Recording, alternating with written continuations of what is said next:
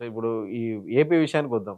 జగన్, కేటీఆర్ రీసెంట్‌గా బెంగుళూరులో జరిగిన ఒక ప్రైవేట్ ఈవెంట్‌లో ఒకే వేదికపై కనిపించారు. హ్మ్.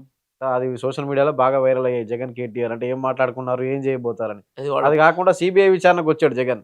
ఇక్కడ హ్మ్. వేల మంది ర్యాలీలుగా వచ్చారు విచారణకు బేగంపేట ఎయిర్‌పోర్ట్ దగ్గరికి. హ్మ్. నాంపల్లి సీబీఐ కోర్ట్ దగ్గరికి. అంటే ఏంటి అంటే జగన్, కేటీఆర్ ఆ తర్వాత జగన్, కేటీఆర్ కలిసారు.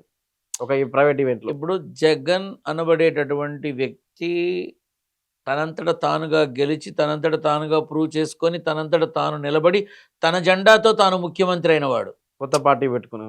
Whatever it is. హ్మ్. రెక్కలు తెగిన జటాయువులాగా తండ్రి మరణం తర్వాత ఏకాకిగా మారిపోతే రోడ్డు మీద కూర్చోబెట్టారు. You got my point. నువ్వు చూసావో లేదో కుటుంబంతో సహా ఆ ప్రకారంగా తీసుకొచ్చారు. కానీ తను ఒక జెండాను నిర్ణయించుకొని, తను ఒక విధానాన్ని అవలంబించుకొని, తను ఒక పద్ధతిలో మొదలుపెట్టి, తను అనుకున్న విధంగా అడుగులు వేయడం మొదలుపెట్టి, తనంతట తాను మొదలుపెట్టి, ఒక పార్టీని ప్రభుత్వం స్థాపించే స్థాయికి తీసుకొచ్చి ముఖ్యమంత్రి 5 ఏళ్ళు పరిపాలించి మంచిగా చెడా మనకు అనవసరం. 5 ఏళ్ల పాటు సీఎంగా కొనసాగాడు. అవునా? ఇప్పుడు ఆ ప్రాభవం అంతా ఎలా వచ్చింది? ఎవరన్నా అంటే బ్యాక్ ఎండ్ ఎవరన్నా ఉన్నారా? 10 ఏళ్ళు ప్రతిపక్షంలో కష్టపడ్డాడు. బ్యాక్ ఎండ్ ఎవరన్నా ఉన్నారా? హ్మ్. లేరుగా. ఇప్పుడు 10 ఏళ్ళు ప్రతిపక్షంలో కష్టపడ్డాడు, 5 ఏళ్ళు పరిపాలించాడు. 10 ఏళ్ళు పరిపాలించిన వాళ్ళు 5 ఏళ్ళు పక్కకెళ్ళారు. రాజకీయంలో ఆనాడు జ్యోతి బసు ఉన్నాడు. పశ్చిమ బెంగాల్. జ్యోతి బసు ఉన్నాడు. హ్మ్. నితిన్ నితీష్ కుమార్. నితీష్ కుమార్ ఉన్నాడు. బీహార్. అంతే. మన తెలుగు రాష్ట్రాల్లో అంతటి ఇది ఎవరికీ లేదు. ఒకటే. ఎందుకంటే ఇక్కడ కుటుంబ రాజకీయాలు ఎక్కువ ఉంటాయి. కుటుంబ రాజకీయాలు ఎక్కువ ఉండడం వల్ల ఒకే స్టెచ్లో ఎక్కువ కాలం ఉండడం కష్టం అవుతుంది. అంతే.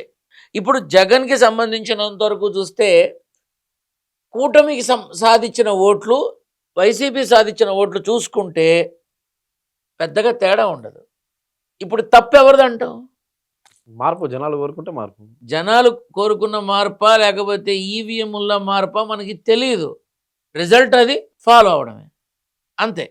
కాబట్టి జగన్ యొక్క క్యాడర్ కానీ, జగన్ యొక్క ప్రాపర్ కానీ, అదే పబ్లిసిటీ కానీ, ఇవన్నీ తన కోసం వచ్చేవాళ్లే తప్ప తను పిలిస్తే వచ్చిన వాళ్ళు కాదు.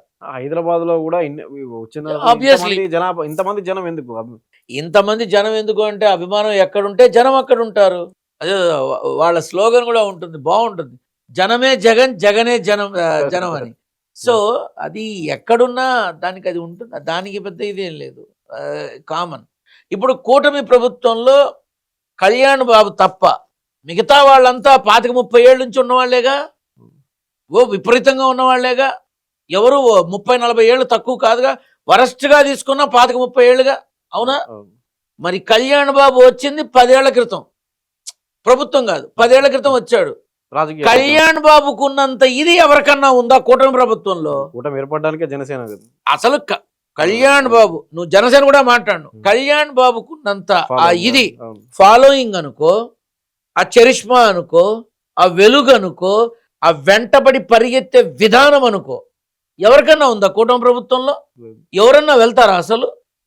కళ్యాణ్ బాబు వస్తున్నారంటే చాలు ఆ ప్రాంతంలో వైబ్రేట్ అవుతూ ఉంటుంది జనాల వల్ల. అంత దాదాపుగా 3 సార్లు 4 సార్లు మన చంద్రబాబు గారు సీఎం చేశారు. అవునా? లోకేష్ బాబు కూడా అంతకుముందు చేశాడు, మళ్ళీ చేశారు. అవునా? సో టీడీపీలో సినీ స్టార్లు ఉన్నారు, అందరూ ఉన్నారు. అవునా? మరి కళ్యాణ్ బాబుకున్న చరిష్మా ఎవరికి ఎందుకు లేదు? అది. సో కూటమిలో మన కళ్యాణ్ బాబుకుంటే వైసీపీలో జగన్ బాబుకుంది. అంతే.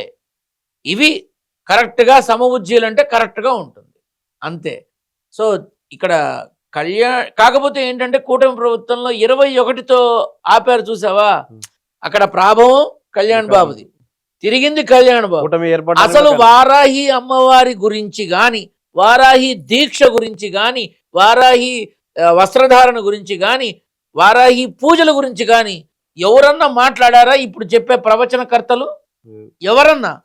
ఆనాడు కళ్యాణ్ బాబు తన వాహనానికి వారాహి అని పేరు పెట్టి, వారాహి అమ్మవారి దీక్ష తీసుకొని, వారాహి వ్రతాలు ఆచరించి, అక్కడి నుంచి మొదలుపెట్టి గెలిచిన తర్వాత మళ్ళీ ఆ దీక్ష విరమించి అది పూర్తి చేసి తదుపరి యువతలకు రావడం జరిగింది. ఇక ఆ తర్వాత అన్ని డిజిటల్ మాధ్యమాల్లో వారాహినే. నవరాత్రులు కూడా వరాహం మరి ఎవరు తీసుకొచ్చారు ఇది? పవన్ కళ్యాణ్. అంతే కదా.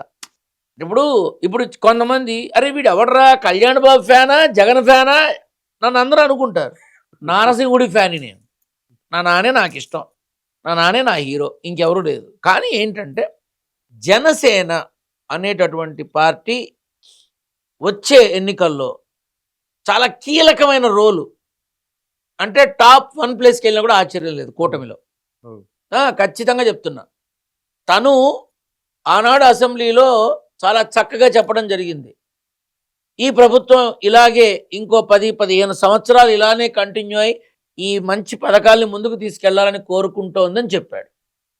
ఈ మధ్య తాను ఖచ్చితంగా ఏమాత్రం తొణకకుండా బెణకకుండా అవసరమైతే ప్రజల కోసం ప్రతిపక్షంలో కూర్చోడానికి కూడా నేను సిద్ధమే అన్నాడు. ఎవరికన్నా ఉందా దమ్ము అనడానికి? కూటమి ప్రభుత్వంలో ఎవరన్నా ఆ మాట అనగలిగారా? అనలేదు.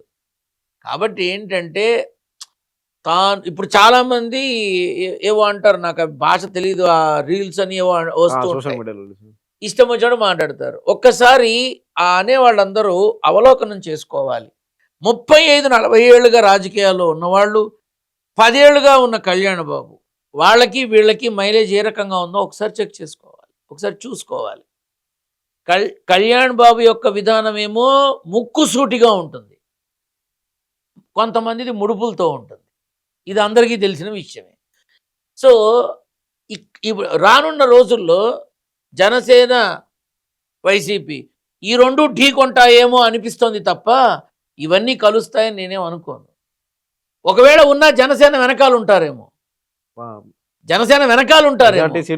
ఖచ్చితంగా వచ్చేటటువంటి రానున్న రోజుల్లో ప్రథమ స్థానం జనసేన పొందుతుంది, ఖచ్చితంగా పొందుతుంది.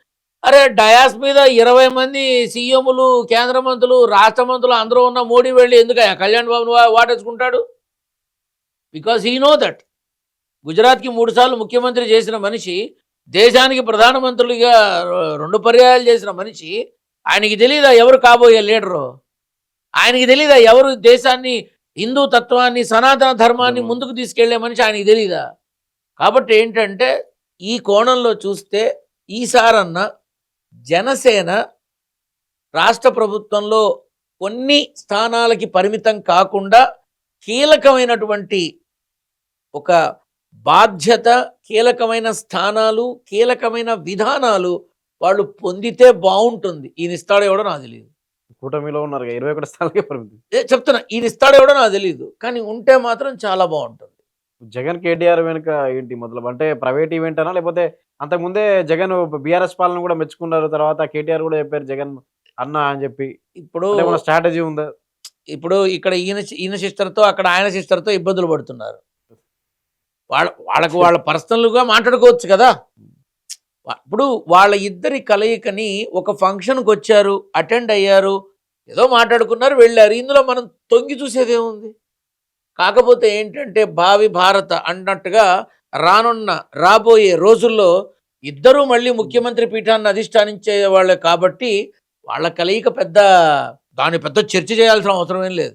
భవిష్యత్తులో ఇద్దరూ తప్పకుండా మళ్ళీ ముఖ్యమంత్రి అనబడేటట్టు మన ప్రియతమ ముఖ్యమంత్రి అని పిలుచుకోవాల్సిన అవసరం తెలంగాణకి, అలాగే అక్కడ ఆంధ్రాకి ఉంటుంది.